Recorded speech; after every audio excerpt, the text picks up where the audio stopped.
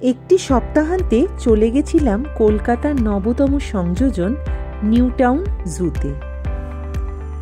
New টাউনের বিশ্ব Bangla gate থেকে বাঁদিক নিয়ে ইকো পার্কের 1 নম্বর গেট দিয়ে ঢুকে মেলা গ্রাউন্ড ছাড়িয়ে ক্যাফে এখান থেকে ডান হাতে রেখে ধামসা রেস্টুরেন্ট ছাড়িয়ে ইকো পার্কের ও প্রান্তের গেট দিয়ে বেরোলেই চোখে পড়বে এই নিউ টাউন জু। আপনারা ইকো পার্কের যে কোনো গেট দিয়ে ঢুকতে গেলেই টোটো পাবেন এই জু অবধি যাওয়ার জন্য। আগে এই জুয়ের নাম ছিল নিউ টাউন হরিণালয়। এখন এটি পুরোপুরি মাত্রায় কনভার্ট হয়ে গেছে একটি চিড়িয়াখানায়। সামনে অনেকটা জায়গা রয়েছে পার্কিং এর জন্য, রয়েছে অনেক খাওয়া দাওয়ার অপশনস। গেটের বাঁদিকে রয়েছে টিকিট ঘর, জনপ্রতি টিকিট মূল্য 50 টাকা। আমি গেছিলাম আমার পরিবারের সকলের সাথে। ঢুকেই প্রথম যেটা মনে হলো, আমাদের ছেলেবেলা থেকে দেখে আসা চেনা চিড়িয়াখানার থেকে একদম আলাদা ছিল এই জায়গাটা। প্রচুর ফুল দিয়ে সাজানো, সবুজে ঘেরা, পরিষ্কার পরিচ্ছন্ন একটি চিড়িয়াখানা। চারিদিক দেখতে দেখতে সবার প্রথমে গেলাম চিড়িয়াখানার ম্যাপের কাছে। দেখে নিলাম কোথায় কোথায় কোন কোন জিনিসটা দেখতে পাওয়া যাবে।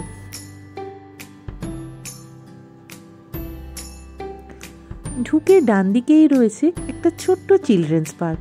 বাচ্চাদের নিয়ে এলে এখানে বেশ কাটবে সময়টা।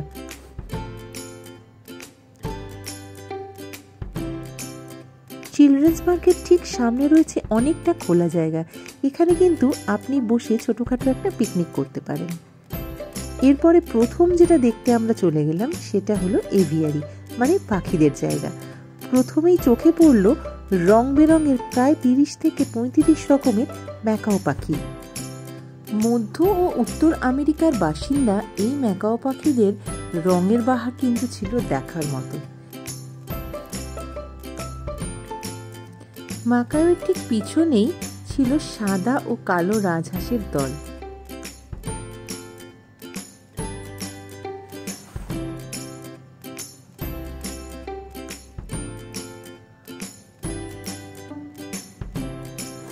মা তো এদের দেখে দারুণ খুশি হয়েছিল। এরপর ছিল অ্যামাজন প্যারেট। এই অ্যামাজনের জঙ্গলে যে টিয়া পাখিগুলো পাওয়া যায়, দেখতে তারা আমাদের ভারতীয় টিয়া পাখির মতো হলেও এদের লেজ কিন্তু দেখলাম বেশ ছোট আর গায়ের রং বেশ গাঢ় সবুজ। এরপর ছিল হর্নবিল, এর ঠোঁটের রং ছিল দেখার মতো। এর পাশেই ছিল স্কারলেট ম্যাকাও, ম্যাকাওর আরেকটি খুব পরিচিত প্রজাতি, এবং আরো অনেক রকম পাখি। এরপর গেলাম আমরা জেব্রা দেখতে। সংখ্যায় তারা ছিল 2টি। এদের ওয়েট, বডি ওয়েট যেটা লেখা ছিল সেটা দেখে মনে হলো এদের বয়স বেশ কম।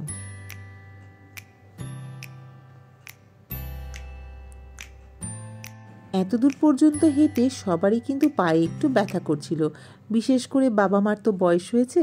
তাই চিড়িয়াখানার একদম মাঝখানে ছিল নেচার্স ক্যাফে। গেলাম সেখানে। ছোট্ট চিমচাম ক্যাফে, মোটামুটি স্ন্যাক থেকে লাঞ্চ সব রকমের আইটেমই এখানে পাবেন।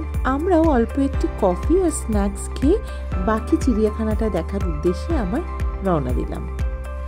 নেচার্স ক্যাফের ঠিক ডান দিকেই এরপর পৌঁছে গেলাম ছোট্ট দুটো বেবুন দেখতে। এর পাশেই ছিল সেন্ট্রাল ও সাউথ আমেরিকার বাসিন্দা ক্যাপুচিন মাঙ্কি। সেন্ট্রাল ও সাউথ আমেরিকার বাসিন্দা এই মাঙ্কির নাম এসেছে কিন্তু এর মাথার ওপর ক্যাপের মতো চুলের সজ্জার জন্য। এর পাশেই রয়েছে কমন মারমোজেট। এই কমন মারমোজেট কিন্তু মূলত ব্রাজিলের বাসিন্দা। খাঁচার বাইরে থেকে এদের খুব একটা ভালো করে দেখা যাচ্ছিল না, কারণ স্পিসিসগুলো ছিল খুবই ছোট। কমন মারমোজেটের পাশেই ছিল গোল্ডেন হেডেড লায়ন ট্যামারিন্ড। এও ব্রাজিলের বাসিন্দা। আর এই প্রজাতির মাথার সামনের দিকটা কিন্তু ছিল একদম সিংহের কেশরের মতো। এই কমন মারমোজেট হোক বা গোল্ডেন হেডেড লায়ন ট্যামারিন্ড হোক বা ক্যাপুচিন মাঙ্কি হোক, এরা সবাই কিন্তু ছিল এন্ডেঞ্জার্ড স্পিসিস, যাদের এখানে কনজার্ভ করা হচ্ছে। আর এদের প্রত্যেককেই আনা হয়েছে খুব ছোট্ট বয়সে, যাতে এরা এখানে সুস্থ ও স্বাভাবিকভাবে বেড়ে উঠতে পারে। এন্ডেঞ্জার্ড স্পিসিসের এলাকা থেকে এরপর আমরা ধীরে ধীরে চলে এলাম চিড়িয়াখানাটির আর এক দিকে। এবার চলল কুমির দেখার পালা। বিশ্বাস করুন, প্রথমে ভেবেছিলাম সব মাটির তৈরি, কোনো নড়াচড়া নেই। তারপর একজন জলে গিয়ে নামাতে বিশ্বাস হলো। কুমিরের ঠিক পাশেই ছিল জলহস্তী। জলহস্তীকে জল থেকে উঠে রোদ পোয়াতে আমি তো এই প্রথম দেখলাম। আর ওনার ওজন ছিল প্রায় 1350 কেজি। বেশ সুন্দর শীতের দুপুরে উনি রোদ পোয়াচ্ছিলেন। ওনাকে তাই আর বেশি ডিস্টার্ব না করে আমরা আবার এগিয়ে গেলাম চিড়িয়াখানার আর একদিকে। কুমির ও জলহস্তী যেখানে রয়েছে তার পাশেই বাগানে রয়েছে কিছু রক্তচন্দন গাছ। অনেকের দেখা থাকলেও আমি কিন্তু এটি প্রথম দেখলাম।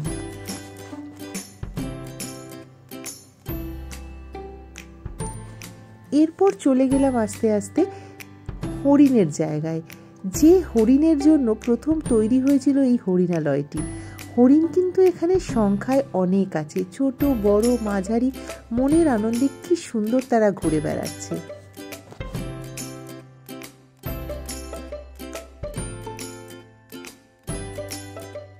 এরপর আর আমাদের দেখা বাকি ছিল শুধু জিরাফ।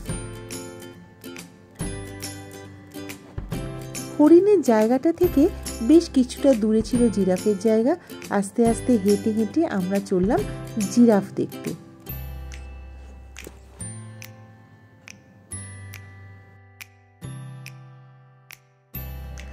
পুরো চিড়িয়াখানাটি ভীষণ সুন্দর, পরিষ্কার পরিচ্ছন্ন করে সাজানো। হেঁটে হেঁটে ঘুরে দেখতে কিন্তু খুব ভালো লাগবে। জিরাফের জায়গায় জিরাফও রয়েছে সংখ্যায় 2টি, এরাও বয়সে বেশ ছোট।